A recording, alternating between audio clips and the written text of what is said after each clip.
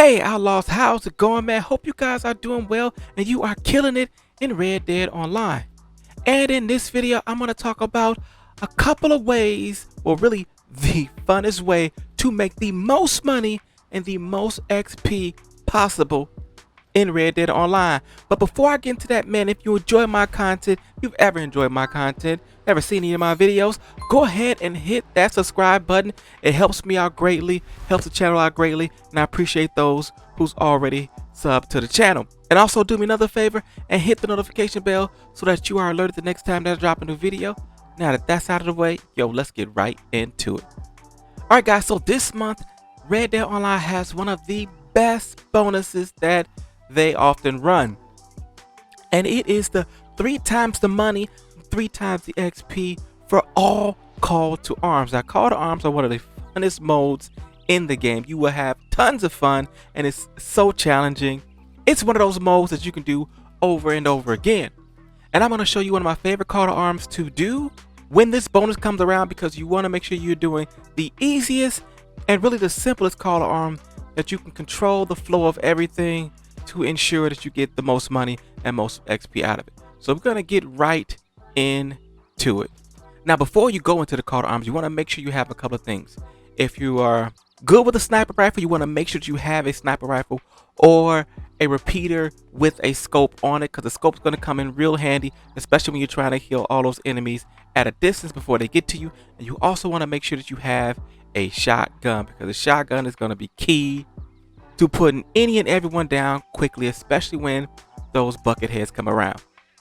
Okay, so when a bonus comes around, I really like to do Blackwater. It's one of my favorite call to arms to do. It's one of the easiest, and you can get a lot of money, a lot of XP if you know how to really control the map. And this is one of those call to arms that it is so easy to control the flow, and you can memorize where the enemies come, where the wagons come. Is like one of the easiest ones to do.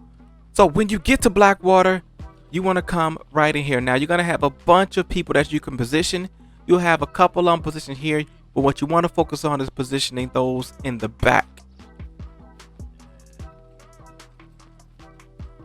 You want to move people around all back here, because when you're on this roof, most of the traffic is going to come from this direction. The Gatling gun is going to come from this direction. Wagon's going to come from this direction.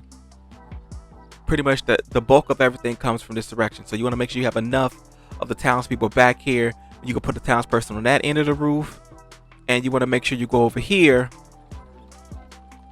and put a townsperson on that roof, put a townsperson on this roof, and you could bring a townsperson up here on this roof with you. Now this is the roof you want to get on. You want to ride out everything on. There'll be barricades. There'll be a barricade right here. There'll be barricades over here, so you'll have plenty of cover to duck down. You're gonna need to watch that side, because when you get into the later rounds, they'll come on that side. You gotta watch that other roof over there, so you want to make sure you're watching that ladder, and you want to watch that roof right across. Let's see if I can pull this gun out and point to it right over there. You want to watch over here. You also want to watch that ladder, and most importantly, you want to watch this ladder. And there's a sneak ladder right here. So when you're on this roof, there's a barricade. You get the feeling like you're covered, but there's a sneak ladder right here. So if you're not watching this one, they'll creep up on you. And then that ladder right there. But everything comes from pretty much back here. It comes from this angle right here, down the middle. It comes from all through this field right here. And it comes from over here around this house. They also come from in the water around this direction. That's why a sniper rifle is key, because you'll be able to take all those enemies out before they even get to you. The bucket heads come from this direction as well. Like I said, the gallons will come right down this road. Everything comes pretty much down this road. Now when you're on this side, everything comes down here and down in here. Now right up in here, there'll be a sniper, like, and if you have a sniper rifle, you'll be able to see him and take him out. But there'll be a sniper right up here, like way up there. So you got to watch him, because he will be able to snipe you. And then there'll be a sniper right over there. Get them. Now, when you're on this side, there's a lot of ladders on the back of this roof, so they'll come up the ladders to get you on this side. You don't really have any covers when you're on this side. You have the cover on that side because this thing covers you pretty well. But the people that you have over here will have no cover. So you want to make sure that you're always watching this, because they will come up to the back of that one. And you want to make sure that you're watching that platform, because they'll come up there. Keep all of that covered and you'll be able to ride out to wave 10. Like I said, it's pretty easy. And what's most importantly, the Gatling gun you get to use spawns directly on this roof right here, so you can get it and you'll be able to air everything out. Now, there are two ways to do this in order to get a lot of money and a lot of XP. You can do it, go all the way to wave 10, boom, and you'll get a good chunk of money and a good chunk of XP, because this is the 3 times the money and 3 times the XP. But what you really want to do is you want to do the mission all the way up to like wave 5 or wave 6. When it gets a little bit thick and heavy, die, respawn, and do it again. Now, why do you want to do that? Because everything stacks. So when you die and you respawn, the game is still considering that you're still in the same call to arms, even though you've died. So it pretty much stacks everything that you've gathered from the first try to now your second try.